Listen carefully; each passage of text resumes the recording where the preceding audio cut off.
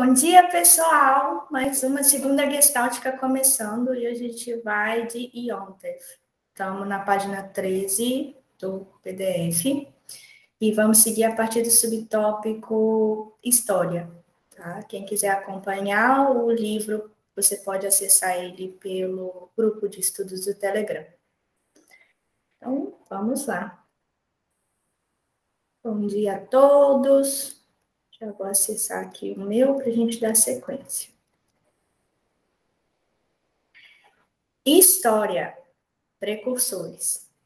A história da Gestalt terapia começa com o desenvolvimento profissional de Fritz Perls e do Zeitgeist, força do tempo, em que ele viveu. Depois de formado em medicina, Perls foi para Frankfurt em 1926 como assistente de Kurt Goldstein no Instituto dos Soldados com Lesão Cerebral. Lá entrou em contato com professores Goldstein e Ademar Gelb e conheceu sua futura esposa, Laura. Naquele tempo, Frankfurt era agitado centro intelectual e Perls ficou em contato direto e indireto com os principais psicólogos da Gestalt, filósofos existencialistas e psicanalistas. Fritz Perls tornou-se psicanalista e foi diretamente influenciado por Karen Horney e William Reich, e indiretamente por Otto Rank e outros. Perls foi influenciado em especial por Reich, que era seu analista no início de 1930, e foi quem direcionou pela primeira vez a minha atenção para um importantíssimo aspecto da medicina psicossomática, para a função do sistema motor como couraça.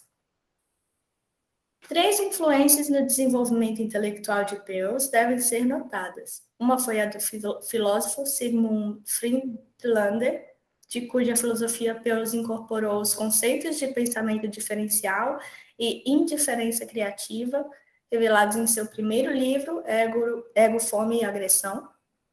Perls também foi influenciado por James Smuts, o primeiro-ministro da África do Sul, na época em que ele e sua família se mudaram para lá, tendo primeiramente escapado da Alemanha nazista e depois da Holanda, ocupada pelos nazistas. Antes de se tornar primeiro-ministro, Smuts havia escrito um livro importante sobre holismo e evolução, que examinava um mundo ecológico mais amplo de uma perspectiva gestáltica. Smuts cunhou a palavra holismo. A terceira influência foi a de Alfred Korzybski, semanticista que influenciou o desenvolvimento intelectual de Perls. Laura Posner Perls foi cofundadora da Gestalt terapia. Sua influência sobre Perls era de conhecimento geral e ela escreve um capítulo em Ego, Fome e Agressão. Estudante de psicologia quando conheceu, licenciou-se em ciências na Universidade de Frankfurt, em 1932. Só um minutinho que eu vou liberar alguém para entrar aqui.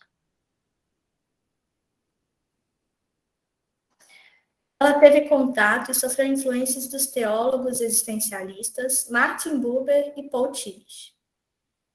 Boa parte da Gestalt terapia, as influências existenciais e fenomenológicas na Gestalt terapia vieram dela, mas o crédito e a influência foram limitados porque ela escrevia muito pouco em seu nome. Vamos pensar que na época, né, gente, já havia uma restrição aí, se fosse uma mulher escrevendo, a gente sabe como foi a estrutura da sociedade, como ainda é em muitos lugares, né? Então, ela escolhia escrever, era a opção que ela tinha também, né? Muitas das vezes, de escrever em nome de outras pessoas também. Embora Perls fosse um psicanalista de data, ele estava entre aqueles que se irritavam com o dogmatismo da psicanálise freudiana clássica. As décadas de 1920, 30 e 40 foram períodos de grande agitação e rebelião contra o positivismo newtoniano. Isso era verdade na ciência, por exemplo, a teoria de campo de Einstein. Teatro e dança, filosofia, arte, arquitetura e existencialismo. Ambos, Laura e Fritz, viveram num Zeitgeist permeado por uma influência fenomenológica existencial, que depois interagiu com a Gestalt terapia. Entre essas influências estão o reconhecimento da responsabilidade e da escolha na criação da própria existência, a primazia da existência sobre a essência e o diálogo existencial. A psicologia da Gestalt forneceu a Peirce um princípio organizador para a Gestalt terapia com um enfoque integrativo.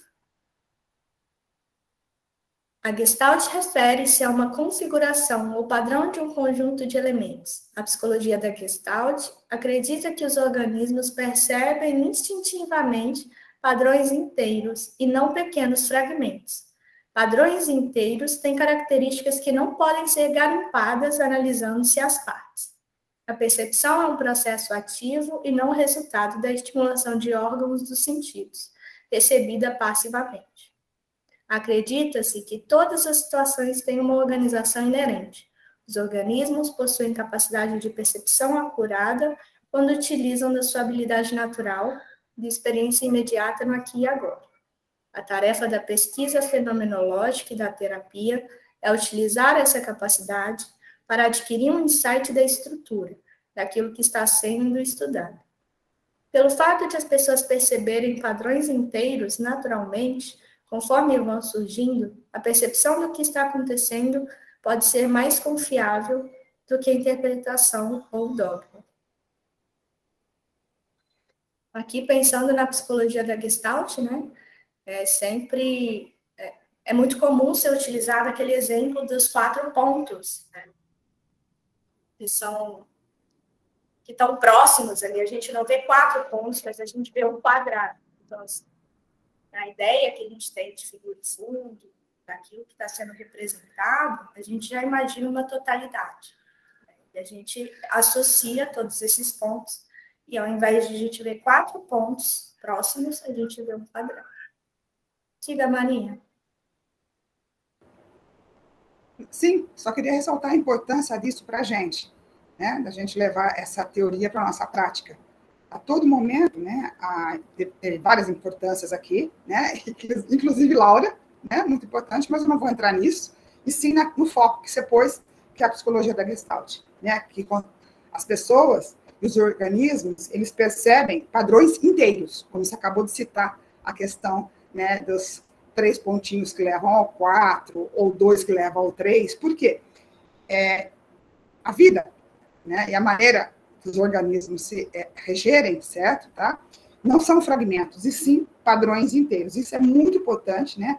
Assim, não se pode ficar analisando partes para chegar ao todo, certo? Temos que acreditar, e a percepção ela se dá num processo ativo, daí a gente acreditar na autorregulação, só isso eu queria acrescentar, né? Um processo ativo e não em resultado de ficar estimulando os sentidos, né? Então, acredita-se do quê? Que as situações têm o quê? Uma organização inerente da própria pessoa, do próprio organismo, né? A autorregulação.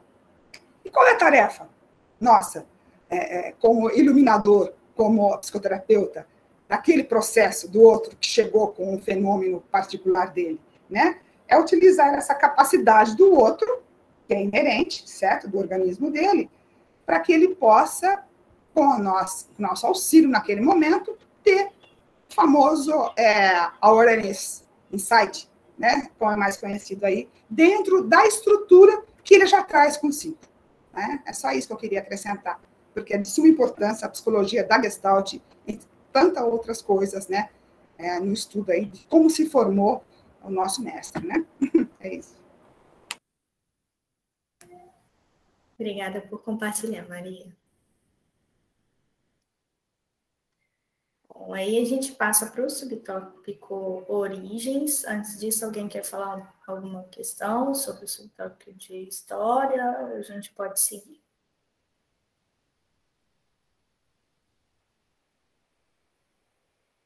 Beleza, então eu vou dar sequência, tá? Origens. O livro de Peirce, Ego, Fome e Agressão, foi escrito em 1941-42. Em sua primeira edição, na África do Sul, em 1946, o subtítulo era a revisão de Freud, da teoria de Freud e seu método. Uma revisão, é isso mesmo. Quando o livro foi publicado, em 1966, o subtítulo foi mudado para O Início da Gestalt Terapia. O termo Gestalt Terapia foi usado como título pela primeira vez no livro de Frederick Pelz Goodman, em 1951, que é o que a gente também segue aqui, que é o Gestalt Terapia. Pouco depois, o New York Institute, o Instituto de Nova York, foi organizado com seu quartel-general no apartamento de Fritz e Laura Pelz, em Nova York. Esse apartamento foi usado para seminários, workshops e grupos.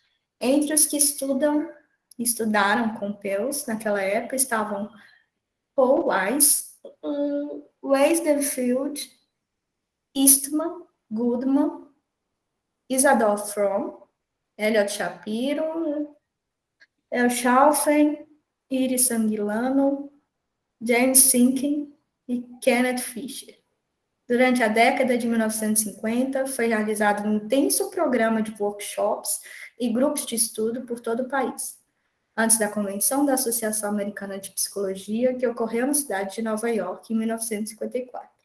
Foi realizado um workshop intensivo e especial, limitado a 15 psicólogos qualificados, que foi ministrado por um período de 3 dias. Workshops semelhantes ocorreram em Cleveland, Miami e Los Angeles. Em 1955, o grupo de estudos de Cleveland formou o Gestalt Institute of Cleveland, né? Instituto de Gestalt de Cleveland.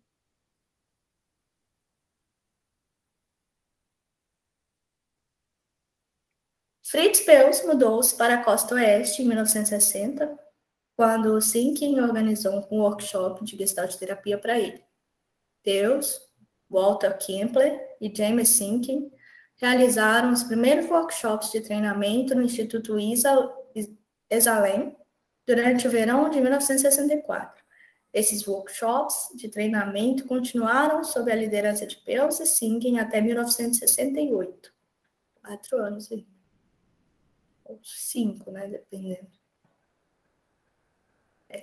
Depois que Perls se mudou para o Canadá, Sinking, junto com a irmã Shepard, Robert Resnick, Robert Martin, Jack Downing e John Enright continuaram dando treinamento de Gestalt terapia até 1970.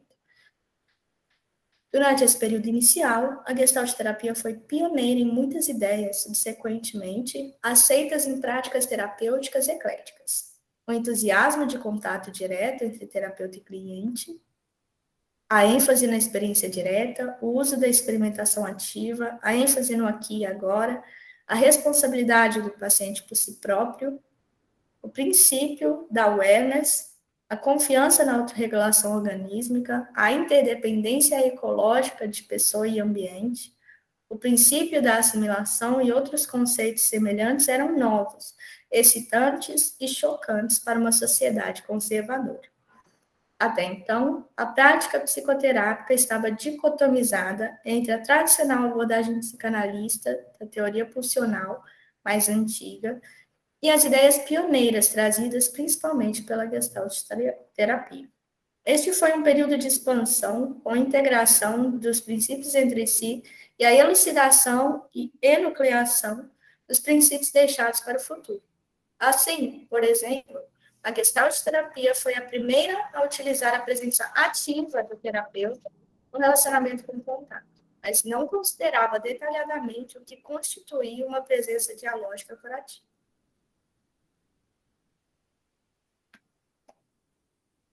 Até aqui, alguém quer falar alguma coisa? Pode ter sequência. Beleza, vou dar seguimento. Agora a gente fala sobre o subtópico status atual. Existem pelo menos 62 institutos de Gestalt terapia no mundo. E a lista continua crescendo. Agora já cresceu muito mais.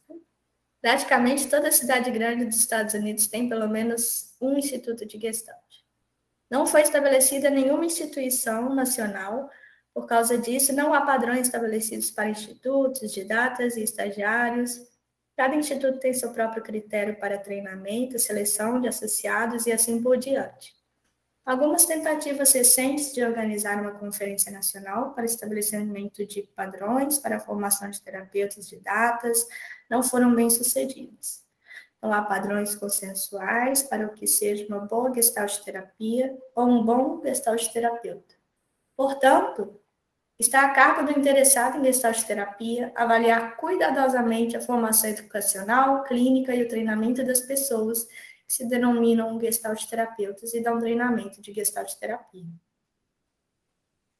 The Gestalt Journal dedica-se primariamente a artigos sobre gestalt terapia. O Gestalt Theory publica artigos sobre psicologia da Gestalt, inclusive alguns sobre Gestalt terapia. Informação bibliográfica pode ser obtida em Colgan, Rosenfeld e Wilson. Aqui parece que é mais um manual, né, que ele estava explicando na época, onde que poderia ter mais informações sobre a abordagem, né, que antes era bem mais limitado do que hoje, né, que a gente tem informação funciona nos nossos olhos aqui pela tecnologia que se avançou e hoje a gente pode ter na palma da nossa mão, literalmente, né? Mas antigamente era mais difícil o acesso a essas informações. Conforme a experiência na prática da Gestalt terapia foi se acumulando, práticas terapêuticas mais antigas foram sendo alteradas. Por exemplo, as primeiras práticas de Gestalt terapia enfatizam com frequência o uso clínico da frustração, uma confusão entre autossuficiente e autossuporte, e uma atitude abrasiva se o paciente fosse interpretado pelo terapeuta como um manipulador.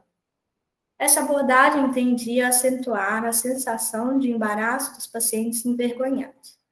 Tem ocorrido um movimento em direção a uma prática mais delicada da Gestalt terapia, mais autoexpressão direta por parte do terapeuta, mais ênfase dialógica, diminuição do uso de técnicas estereotipadas, aumento da ênfase na descrição da estrutura do caráter, com a utilização de formulações psicanalíticas, e um aumento de processos grupais. Assim, o paciente tem uma probabilidade maior de encontrar entre os gestalt terapeutas que estão envolvidos no modo novo uma ênfase na autoaceitação, uma conduta profissional mais delicada do terapeuta, mais confiança na fenomenologia do paciente e mais trabalho específico com temas psicodinâmicos. Também tem havido um aumento na ênfase dos processos grupais, incluindo as relações entre membros de um grupo e uma diminuição do trabalho um a um, formal em grupos. Também há um crescente aumento na atenção para a instrução teórica, para a exposição teórica e para o trabalho com cognição em geral.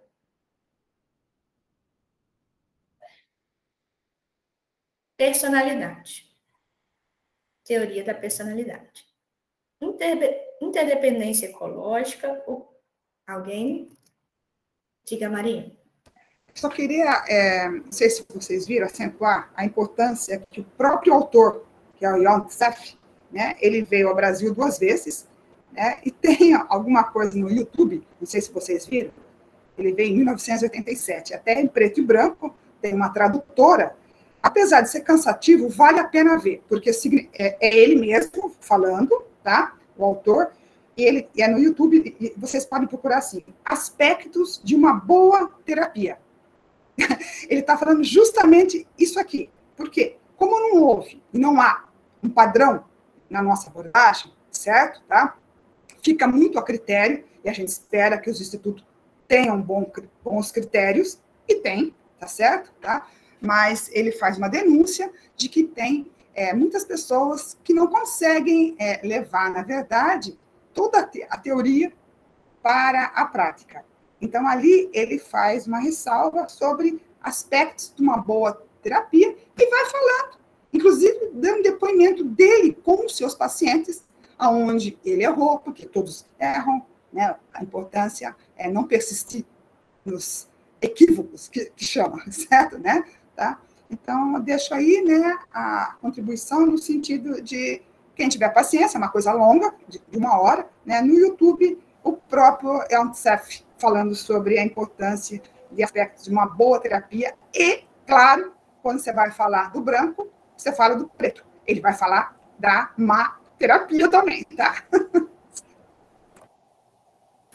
Obrigada pela dica, Maria. Não conhecia. Depois eu vou procurar saber. E se você quiser compartilhar lá no grupo, tá?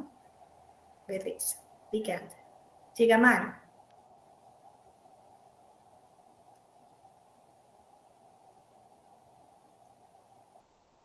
Ok, bom dia. Aproveitando que Maria falou aí, assim, é interessante também, aqui mesmo no livro, pode ser que possa ter passado despercebido, mas para entender isso, é importante aqui na página que ele fala sobre pensamento diferencial e indiferença criativa, relacionada justamente a essa questão da autossuficiência e autossuporte, que até então era tratado no processo da terapia, essa questão de essa confusão entre autossuficiência e autossuporte, está correlacionada justamente a essa dificuldade de compreensão entre essa questão do pensamento diferencial e indiferença criativa. E aí ocasionou, no processo terapêutico, algumas confusões na questão da prática clínica. E, de certa forma, a pessoa, o terapeuta, passou a reproduzir, na verdade, dualismo, dicotomias, em vez de resolvê-las, a vez de integrá-las. Ele acabou fazendo também parte do processo de dicotomização do processo terapêutico, né? Então, compreender esse sentido aqui, eu acho importante para que a gente compreenda e não cause, né, não ocasione equívocos no processo. E a gente vai acabar, na verdade, reproduzindo dicotomias e reforçando elas, né? Porque muita coisa, quando a gente vai trabalhar polaridade, por exemplo, né, aí que está a questão, né? E aí pode ocasionar essa situação. Um trabalho com polaridade, na verdade, você está reforçando uma dicotomia, um dualismo, em detrimento de um outro processo de solução e processo de contínuo, no processo de autorregulação. Porque isso aqui é a chave mestra para você entender o funcionamento do processo de autorregulação, né? E aqui, a partir disso, ele acaba incorporando a compreensão de como funciona e a serviço de que o processo de autorregulação funciona, né? Então, é importante. Acho que pode destacar isso aqui, porque é importante compreender. E essa compreensão surgiu até ir lá naquele livro que eu disse, que ele fala justamente sobre esse ponto, né? Justamente de pensamento diferencial, e ele faz essa diferenciação lá. E aí, muitas vezes, a gente pega o manual de polaridades e quer aplicar e acaba reproduzindo, na verdade, o que já havia como corrente mesmo de uso, né? E aí a gente não resolve questão nenhuma, só faz a questão aumentar o fosso, né? Os processos de dicotomia do processo e as neuroses, na verdade, né? A gente resolve ajudar a contribuir no processo de fluidez de uma neurose, no sentido da dissolução dela, a gente acaba aprofundando mais justamente nesse ponto que ele fala aqui, da questão da autossuficiência e autossuporte. A confusão que é autossuficiência e o que é autossuporte. E aí a gente aplica ao processo terapêutico. É só isso. Né?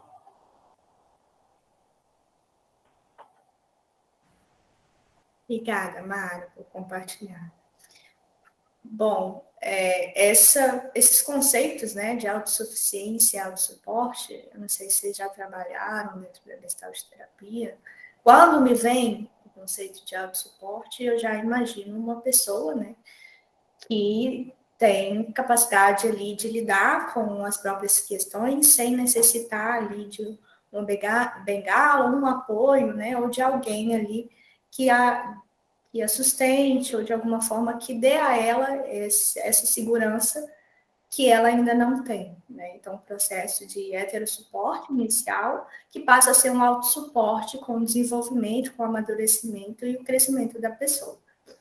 Agora, a autossuficiência, já ouvi muito falar do termo, inclusive na Gestalt terapia, mais um sentido de você se distanciar do fato de poder pedir ajuda, como se isso fosse um extremo absurdo, né? Então, assim, diferentemente do autossuporte, em que você tem capacidade, mas se você necessitar, você pode solicitar, na autossuficiência é como se para você fosse algo muito difícil sair desse lugar, né? Então, há uma necessidade de individuação, de eu faço tudo por mim mesmo, e é interessante a gente até olhar, né, para esse lugar da autossuficiência, do que ele está trazendo ali, de características daquela própria pessoa, da forma dela de se comportar, de entrar em contato com as pessoas.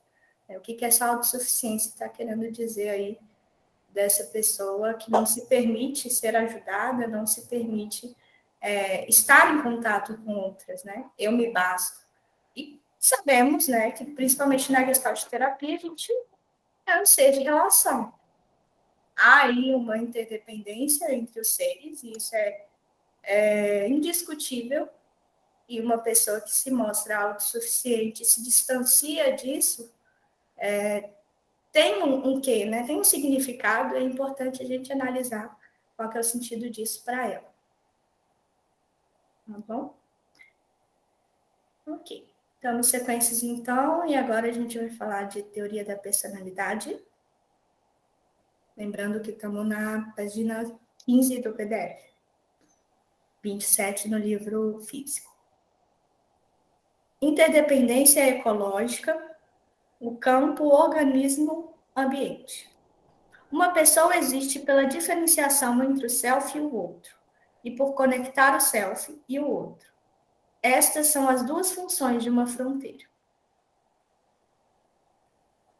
Para fazer um bom contato com o mundo, a pessoa precisa arriscar e se expandir e descobrir suas próprias fronteiras.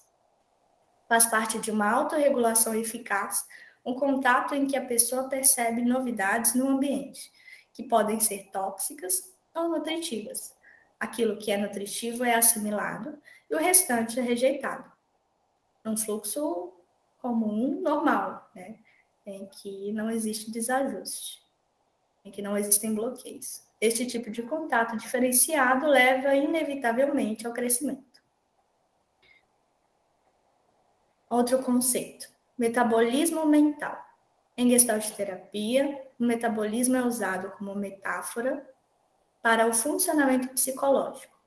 As pessoas crescem abocanhando um pedaço do tamanho apropriado, seja comida, ideias ou relacionamentos, mastigando, considerando e descobrindo se é tóxico ou nutritivo.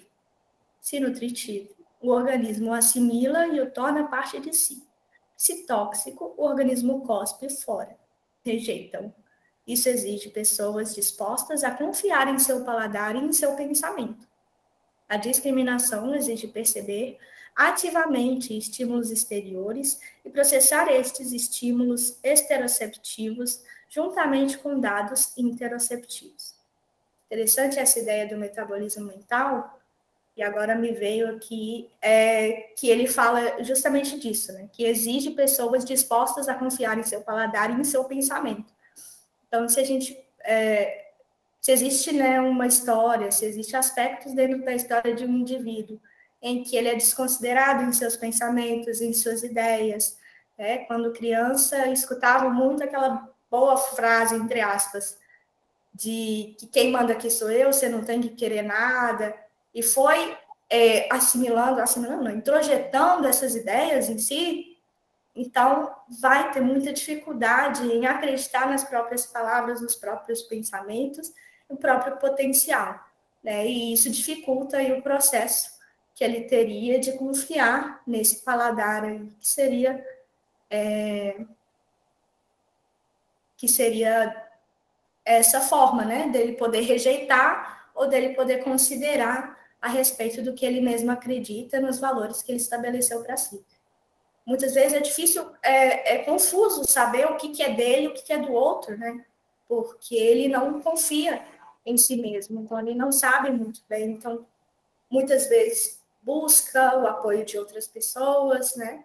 Pergunta, sempre considerando aí o que outras pessoas vão pensar. Então isso é muito comum. Tem pessoas que passaram por um ambiente opressivo, um ambiente não acolhedor, né, é muito possível que isso possa acontecer. Diga, Mário.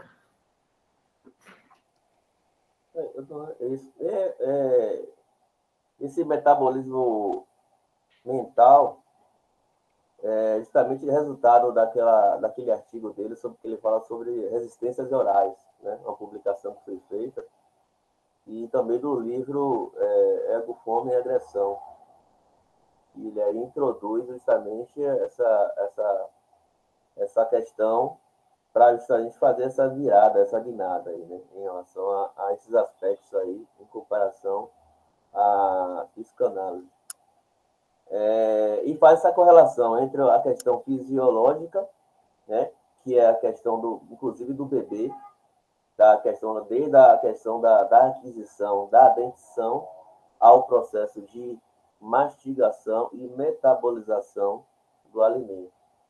E aí, em outra etapa, para além da questão aí que é fisiológica, considerando aí o aparelho digestivo, ele faz essa correlação,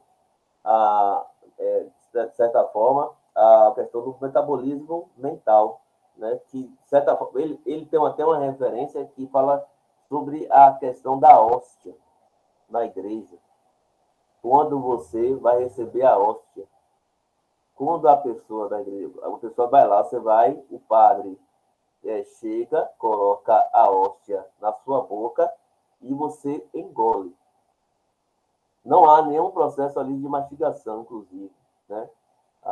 E aí você recebe aquilo ali como seu, incorporado. Quer dizer, não é contestado, não há um processo de contestação, você não opera, não mastiga, não metaboliza, né? Apenas você ingere, né? Então, aí sim, e não há um processo aí também de rejeição, né? E questionamento crítico em relação a isso. Você apenas age, né? De acordo com a orientação, né? Então, isso aí serve até para na faculdade, né? Quando a pessoa está lá à frente, está passando informação, e de repente você, de certa forma, olha a pessoa como uma figura de autoridade e de repente não contesta, né? E de repente lá, porque fulano falou, então se fulano falou, mas você em si não faz nenhum tipo de metabolização própria sua, né? E aí, e nem rejeita, né? Então, esse caso dessa questão, dessa dificuldade em fazer esse processo de metabolismo mental, que, de certa forma, opera em sentido contrário a um processo aí de crescimento, né? Que aí você não incorpora o que você se alimentou a seu self. Ele passa a constituir seu self. E aí isso também é um ponto de crescimento para você. Então, como, por exemplo, a pessoa aqui, por exemplo, vamos supor aqui, você mora numa casa, e aí, de repente, Lara tem uma casa, vamos colocar aqui, Lara tem uma casa. Aí Marília, de repente, liga, e aí, Lara, estou com um material aqui, e estou com um sofá, estou com uma geladeira aqui, estou sem espaço, posso deixar na sua casa? Não, pode, sim, querida, pode deixar. Né? Elizabeth, a mesma coisa, estou com um guarda-roupa aqui, e todas as pessoas aqui deixam alguma coisa na casa de Lara. E, de repente, a Lara, em um determinado dia, entra na casa dela e olha para a casa dela e olha, poxa, isso é minha casa, mas não tem nada meu aqui. Né? Então, aí é muito disso aqui. E aí você não constitui uma personalidade. Você, na verdade, se você já tem, você, de certa forma, desintegra o seu processo de constituição de um self. Né? Então, a ideia de você não constituir um metabolismo mental, o risco é justamente essa situação. Né? Vamos lá, só isso mesmo. Perfeito, Mário. Obrigada pela sua consideração. Isso é muito importante, né? ter acesso a isso que você está trazendo, justamente porque casa muito com o que a gente está falando aqui, né, sobre a dificuldade de você bancar mesmo seus valores, seus desejos, aquilo que você quer, porque você tem dificuldade de acessar eles também, né? Então, assim, o que é meu, o que é do outro? Às vezes até essa percepção, né, ela vem através do insight de, poxa, tudo aqui que eu vivi, às vezes demora 50, 60, às vezes demora 20 anos, tudo que eu vivi foi a respeito de um conceito que era de outras pessoas, e agora eu percebo que isso não é meu. Né? Isso é muito importante, é um processo muito importante dentro de terapia, e a partir disso, né, que a pessoa vai se dando conta e fazendo algo por si, né, conseguindo reconhecer isso nela, o que é dela, o que é do outro, fazer essa separação aí, essa divisão. Diga, Kelly. Mas aí também entra a questão que a pessoa se assusta muito. Ela fica extremamente assustada, extremamente, eu quero, como eu vivi tantos anos da minha vida dessa forma, por quê? E aí vem muito aqueles questionamentos, por quê? Aí gera culpa, será que eu estou vivendo errado? Por que que eu andei por esse caminho? Sendo que isso não faz sentido. Eu estou com um paciente que tem menos de um mês que está comigo, um cliente, e ele está muito nesse movimento de culpa. Ele se culpa tanto, ele escreve nos blocos de notas, aí ele acaba sempre mandando para mim alguma coisa. Kelly, eu tenho que te mandar isso aqui, desculpa te incomodar. Ele tem sempre assim, também esse sentimento de que ele vai sempre incomodar. Porque tudo que vocês estão falando é justamente isso mesmo. Como que nós introjetamos papéis e o que nós ouvimos diz muito do que nós fazemos. E quando a gente se depara nesse incômodo de dizer, não, mas eu não sou isso. Não, mas por que que eu fiquei nesse movimento a vida toda? Isso não é meu, eu não quero isso. Isso gera uma revolta, uma culpabilização e esse movimento de por quê? Aí a gente eu tento muito trazer essa reflexão do como. Como que você se sente quando você percebe isso? Em que momento isso ficou perceptível para você? Como é sentir isso? Em que momento você sente isso mais forte? O que que isso diz para você? E aí, muitas vezes, tem muito aquela racionalização de não, mas eu quero mudar, eu tô angustiado, eu tô fracassando, e aí a gente para entender como é que é para ele sentir e perceber tudo isso.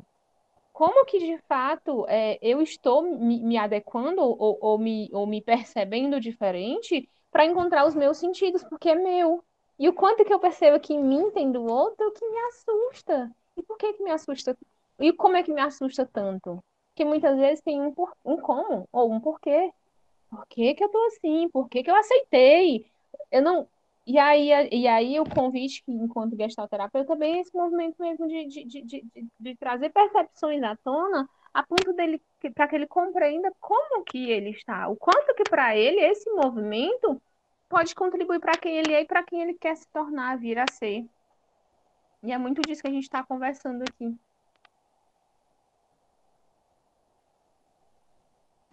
Obrigada por compartilhar, Kelly. E é isso, né? Essa dificuldade que a gente muitas vezes tem de se deparar com uma realidade dessas, né? Poxa, eu construí minha vida toda embasada no que outras pessoas iam pensar, no reconhecimento alheio, e agora o que que eu faço? Mas é importante sempre lembrar que aqui e agora a pessoa pode fazer algo, né? Lá atrás não tem como a gente mudar, não dá para alterar no passado. O que dá é olhar para o erro, para a falha, olhar para os pontos que ela ainda não tinha visto, né? Reconhecê-los e mudar a partir de então. Então, é claro que falar aqui, teorizar é muito fácil, né? Porque na prática exige muita energia da pessoa que está ali para fazer o luto desse tempo todo que ela ficou dessa forma, né, desconectada de si mesmo, de olhar para tudo isso, de aceitar essa situação da forma como foi e só então partir para a mudança, né? Porque a mudança afobada também vai gerar alguns equívocos, né?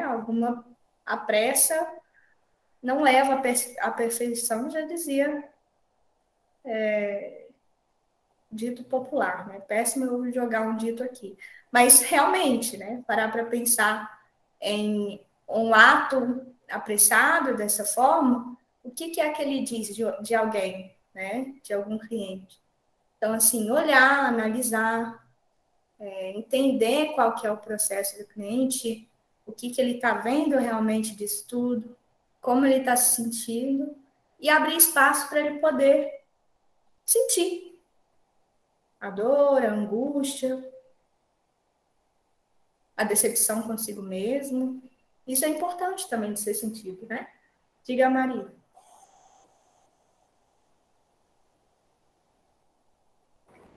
Sim, a nós cabe, né, fazer a junção, né, da prática, né, com a teoria, que seria a prática. Né? Nós temos um caso à tarde que casa exatamente com isso. A Michele passou um caso dela. Nós temos um caso, né, da questão da codependência à tarde, chamado caso Regina.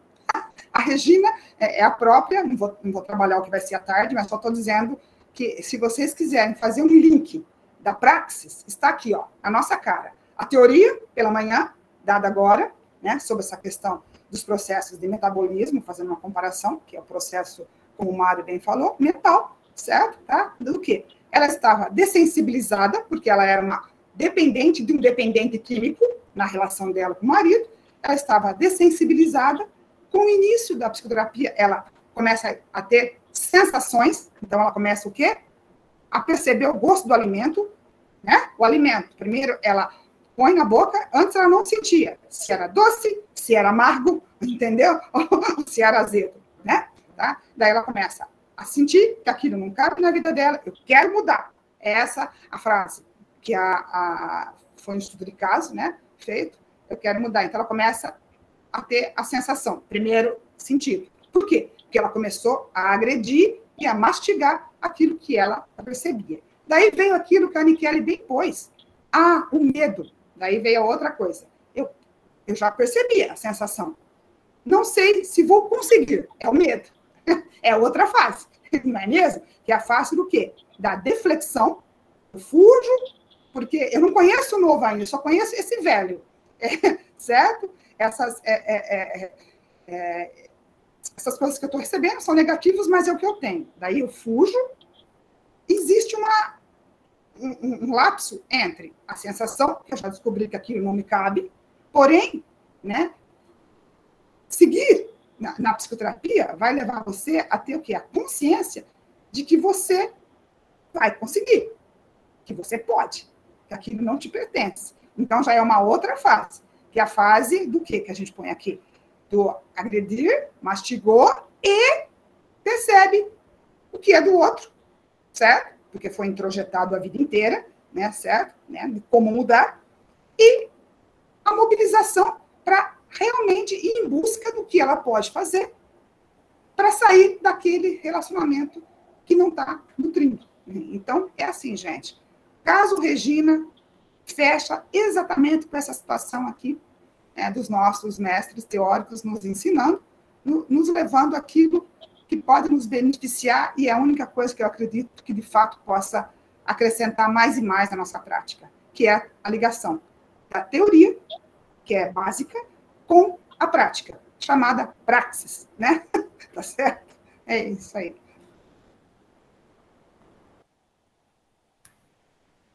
Valeu, Maria, por compartilhar. A Michele está com a mão levantada, né? Você quer Era só falar? para sim, era só para completar essa questão do sentir, mas também do se acolher. Porque muitas vezes esse movimento de se acolher, de compreender que tudo bem eu ter feito isso, porque eu tenho um modo de funcionar. Eu me adaptei a ser assim, que é de fato isso que a Maria também pontuou, no sentido de que o novo é assustador, mas também é o movimento de se acolher, porque não adianta só eu ficar nesse movimento de sentir. Eu preciso sentir e me acolher. E aí eu gosto muito de trazer para os meus clientes nesse sentido. A gente desculpa tanto outras pessoas, a gente é tão amável, sensível e compreensível com os outros, porque não tem esse movimento voltado para a gente. Tudo bem eu ter errado, eu não posso ter errado, não. Eu tenho que ser o tempo inteiro forte, eu tenho que ser o tempo inteiro perfeito. É isso que eu estou buscando? Que perfeição é essa? Existe perfeição? entrar também nesses campos de sentidos a ponto de entender o quanto que ele também pode se acolher pelo modo de funcionar. Tudo bem eu ter percepções diferentes, eu ter novos sentimentos, novas percepções, sentir tudo isso, mas também que eu faça esse movimento de me acolher. É a minha dor, são os meus movimentos, são as minhas questões. E a gente é esse fluxo de movimento. Não existe uma estabilização a ponto de existir uma perfeição. Eu sou esse movimento, e esse movimento me leva a algo. Eu gosto muito de abordar também dessa forma.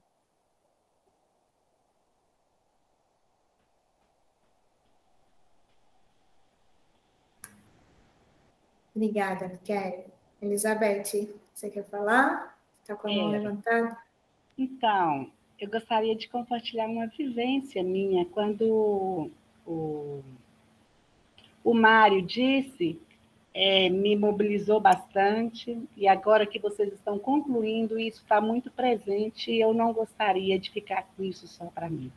Gostaria de compartilhar com vocês, se assim vocês me permitem. Então, um evento que separa o outro mais ou menos uma década, 11 anos. E quando o Mário falou do heterossuporte, do autossuporte, da autossuficiência, me levou lá nessa cena de 11 anos atrás, e tão recente com que eu vivi menos de 24 horas. Há 11 anos atrás, numa região aqui de Betim, chamada, acho que é Vale Verde, eu ali tinha ido com a minha família, marido, filhos, e uma experiência ali que todos que ali estavam andavam numa tirolesa. Nunca passou pela minha cabeça aquele tipo de aventura. Mas ali tinha uma corda no campo e eu quis andar. Ali foi quando o meu cabelo havia caído pela primeira vez, depois de 21 dias de ter feito a quimioterapia. Estava muito debilitada, mas ali eu fui. E quando o Mário falou, mas essa cena veio tão forte para mim, mas ela veio com tão acolhimento que eu vou andar naquela corda sem nenhuma pretensão de nada. E ali naquela corda tem, além do instrutor, tem o meu marido, tem o meu filho, tem o marido da minha sobrinha. E isso veio tão forte, sabe? Ali eu me permitia, né, que até então, toda a minha história de muito autossuficiência, de não poder pedir ajuda, e ali eu estava com toda a minha vulnerabilidade sendo cuidada. E veio muito forte, Mário, quando você disse isso, sabe? Em contrapartida, ontem, essa Gestalt fechou. Ontem eu estava comemorando junto com a minha família os 65 anos de vida do meu esposo. E nós fomos em um lugar bem próximo aqui, bem próximo de BH, em Sete Lagoas, chamada Engenho, fica Solar Engenho. E lá, no momento que a gente almoçava, a minha nora tinha sumido. Aí ela chega e conta da experiência dela. Eu falei, eu quero ir. Matilde eu.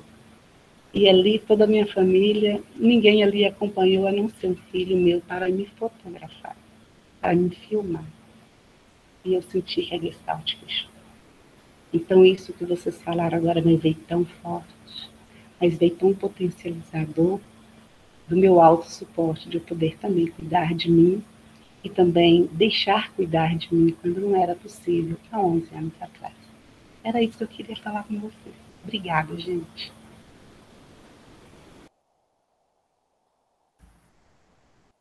Novamente, Elizabeth fechando com chave de ouro o nosso encontro, né, com essa partilha encantadora. Muito obrigada por compartilhar, Elizabeth. Isso é muito importante, né, a gente passar a reconhecer isso, né? Nossa trajetória, se antes eu necessitei, hoje eu tenho um autossuporte, me acolho, né? Essa autocompaixão também, consigo mesmo.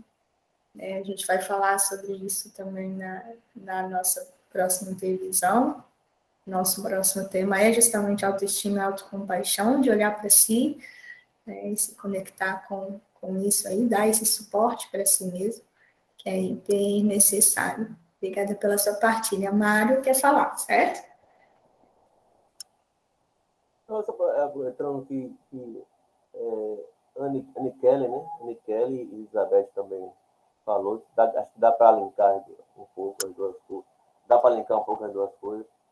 Essa questão que você fala, né? Traz já que a gente está fechando, né, a questão da culpa, né? Uma forma de trabalhar bastante a questão e até é um tanto que traz aqui, a questão de culpa é você, em vez de trabalhar, ele pensar em culpa, é pensar em responsabilidade, né? É que o processo de responsabilidade é um processo de atualização, porque a culpa é sempre em detrimento de uma causa, né? Eu me sinto assim porque isso, né?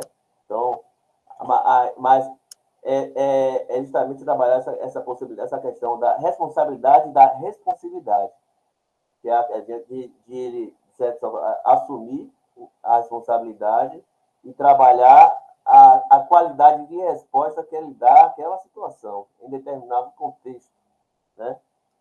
E outro aspecto é aquela coisa que assim, a pessoa chega neurótica com um ciclo de cristalizado e ela se sente culpada porque é assim. Eu sempre digo essa questão. Chegou ali assim, não é dizer que aquilo ali não é seu, sentir culpado porque eu era assim, que aquilo ali trouxe a pessoa até ali, né? Aquela questão, como ela está, ela chegou naquele momento ali terapêutico, a bagagem que ela traz, aquilo que ela carrega, foi inicialmente isso que serviu, de alguma forma, ela, para que ela chegasse naquele momento.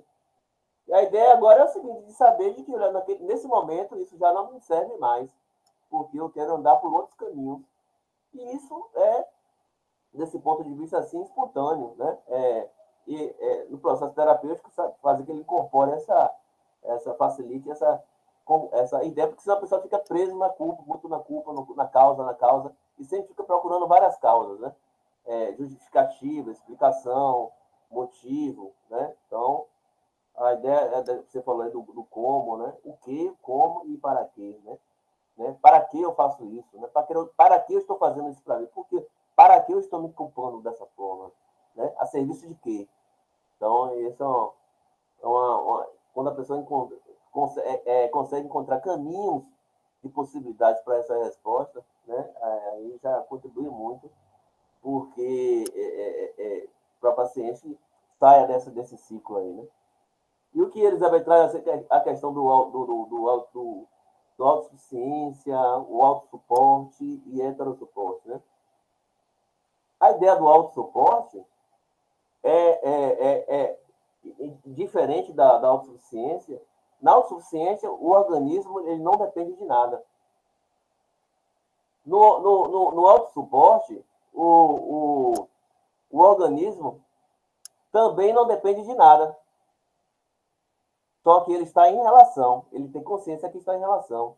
Por exemplo, você respira, você precisa de oxigênio. Quem te dá esse oxigênio? O ambiente.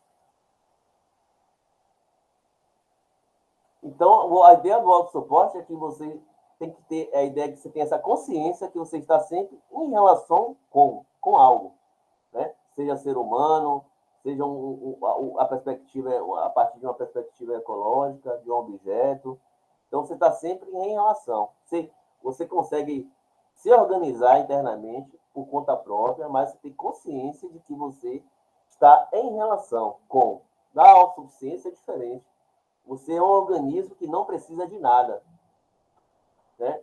Se você tem sede, o que é que você faz? Você bebe água. Quem dá água a você? Né? De onde você retira a água? A ideia do autossuporte é você ter essa consciência da interação, né? Agora, da alteração com autonomia. Você tem autonomia a partir disso, né?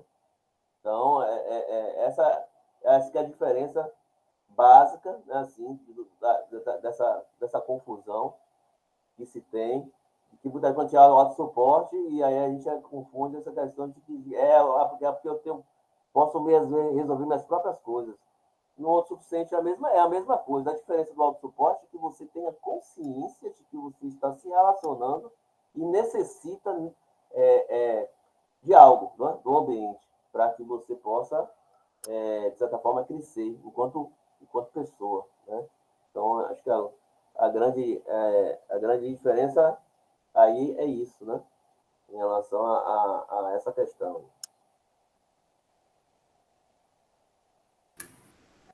Boa, Mário. E para completar essa ideia, né, da autossuficiência, muitas vezes causa sofrimento quando a pessoa não tem recurso próprio suficiente para lidar com alguma coisa. Porque para ela há uma dificuldade muito grande em pedir ajuda ou em cogitar a possibilidade de solicitar essa ajuda. Então, a pessoa entra em sofrimento, né, ou entra numa situação em que ela não dá conta, e mesmo assim ela persiste, né, nesse lugar e não consegue ter essa gestalt fechada, né, não consegue se satisfazer no seu desejo, aí, na sua necessidade, porque não se coloca nesse lugar de se permitir ser ajudado ou ter um heterosuporte ali para sustentar quando ela não tiver recursos orgânico suficiente, né? Nem saiba que precisa de ajuda. Pode ser que a pessoa não reconheça isso. Né? Então, há uma dificuldade aí de leitura, tanto de si, né, dos próprios recursos, quanto do campo, do ambiente que está. Perfeito, Bruno. Foi o Bruno que falou isso, viu, gente? Muito bom. Diga, Mário. Vou dar um exemplo aqui. Agora eu estava atendendo uma paciente recente, e aí ela estava me contando o seguinte, que ela estava com... A pia dela quebrou, estava vazando embaixo, ela fez um contrato de aluguel, e a pia estava vazando embaixo. Mas ela tem uma forma de funcionar que ela assim, eu não gosto de pedir nada a ninguém. E aí ela teria que comunicar inclusive estabelecido em contrato, o proprietário para solicitar o serviço. Só que ela tinha dificuldade de ligar para solicitar isso, porque ela sentia que, na verdade, ela estava pedindo ajuda a alguém.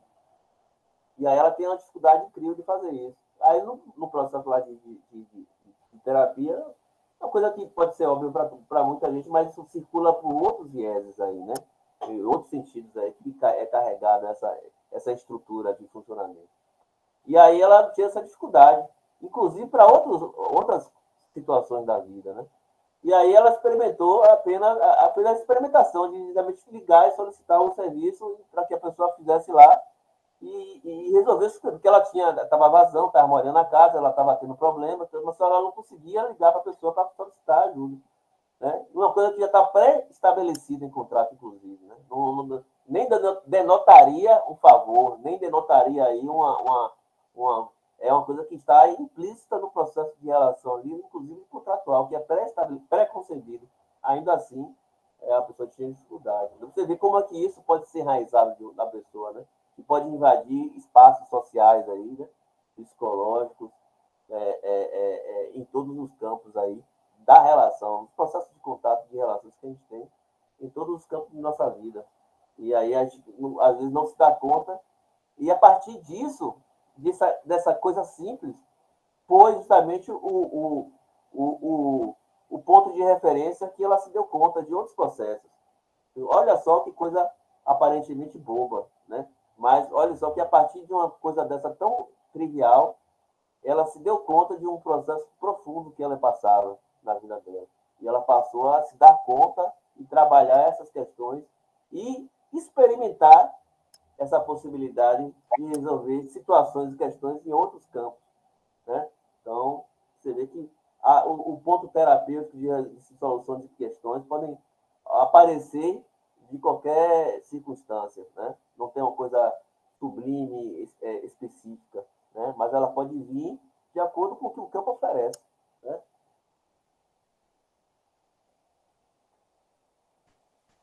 Boa, Mário. E essa ideia também, né, de conseguir identificar isso na pessoa, né, a própria pessoa conseguir reconhecer que não é fácil, né?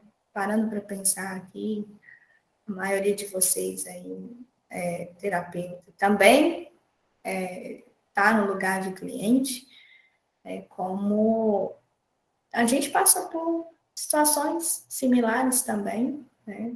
Em alguns pontos a gente não consegue reconhecer, temos nossas fragilidades aí dentro da personalidade.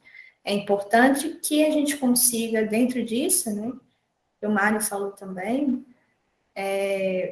olhar para essa situação não no sentido de demonizar os mecanismos de defesa ou as evitações de contato, porque elas foram necessárias em algum momento, sabe? Em algum momento surgiu ali como um ajustamento criativo que a pessoa precisou fazer.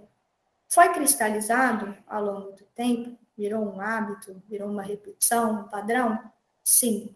Mas até então, quando surgiu para algo, a serviço de algo. Então, que a gente reconheça, tente ter essa ideia em mente, no sentido de seu organismo agiu ali da melhor forma possível. Você reconheceu da melhor forma possível e agiu. Então, assim, existem limitações, existem questões abertas, mas tentar entender, né, o que aconteceu para isso se tornar, fixar dessa forma, qual que foi a minha responsabilidade nessa minha trajetória também, como foi que eu assumi isso como um padrão a se repetir, né? E a partir disso, não no sentido da culpa, mas, como o Mário falou, de uma responsabilização ali pelo que acontece na própria vida também. E, claro, com o acolhimento, que já foi dito, até no livro mesmo fala dessa questão do acolhimento, né? De como mudou ao longo dessa história da Gestalt terapia, que hoje a gente tem um acolhimento maior desse cliente, desse paciente, no sentido de a gente sabe que a terapia em si é um local que promove vergonha, né? A pessoa que reconhece essas falhas, esses erros, ela se sente envergonhada. Então, para lidar com isso, sem retraumatizar, sem dificultar o processo da pessoa, a gente precisa de oferecer esse acolhimento para a pessoa e ter o suporte enquanto ela necessita.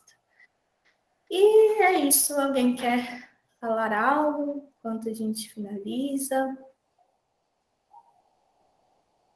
Perfeito, pessoas. Então, eu agradeço a todo mundo que esteve aqui até agora, pessoas que ainda vão assistir. A gente se vê na semana que vem. Quem estiver só no grupo de estudos, né? E quem ainda estiver na intervisão, a gente se vê mais tarde. Tá bom? A gente se vê. Ótima semana para todos. Abraços gestálticos e até a próxima segunda gestáltica aí, tá? Beijão. Até lá.